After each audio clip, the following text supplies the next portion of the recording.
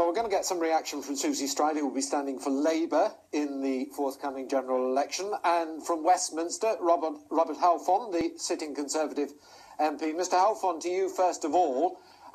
You've done lots of things over the past few years which some people might say were kind of white van man politics. There wasn't much in the budget today for white van man, was there?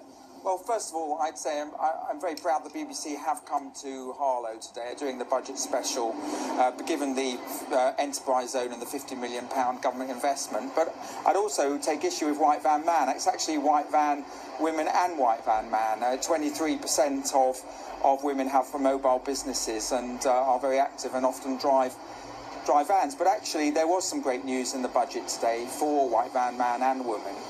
Particularly another freeze in fuel duty. So that's something I've been campaigning on for a long time.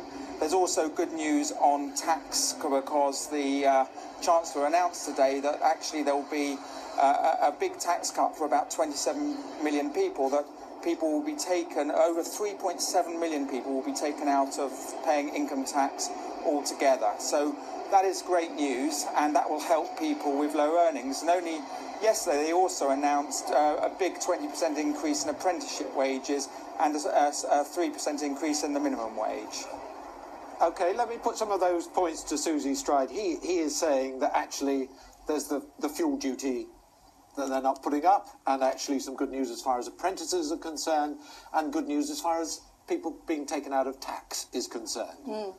Yeah, I mean, I think, there's some OK things in this budget, but ultimately, George Osborne was saying the sun is shining on Britain, but what I would say to Robert Halfon and George Osborne, the sun isn't shining on the 2 children's centres that have closed in Harlow, 700 across the country. It's not shining on Harlow College, where the government's saying 25% cuts to some of their education budgets.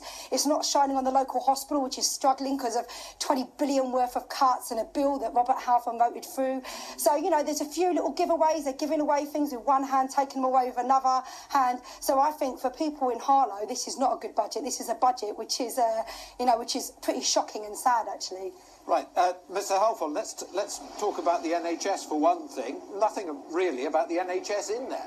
Well, actually, the Chancellor announced that there would be over £1 billion spent on mental health in the budget. In the spending review only a few months ago, they announced that NHS spending would be protected, and there was going to be a £2 billion extra increase on top of that. They're also using libel funds, as you just mentioned, to help the emergency services, particularly the air ambulance and other emergency services. So, and Harlow itself and the West Essex NHS has recently had a 4 million boost. That's just on top of a 5 million boost from last year, but 4 million boost to our A&E services. So things are moving in the right direction.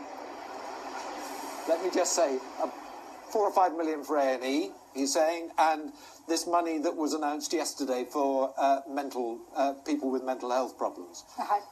Yeah, I mean, I think, I spoke to someone today who came to me with a letter saying a close family friend struggling with mental health problems here in Harlow, not getting the support that they need. That's not because of £1 billion.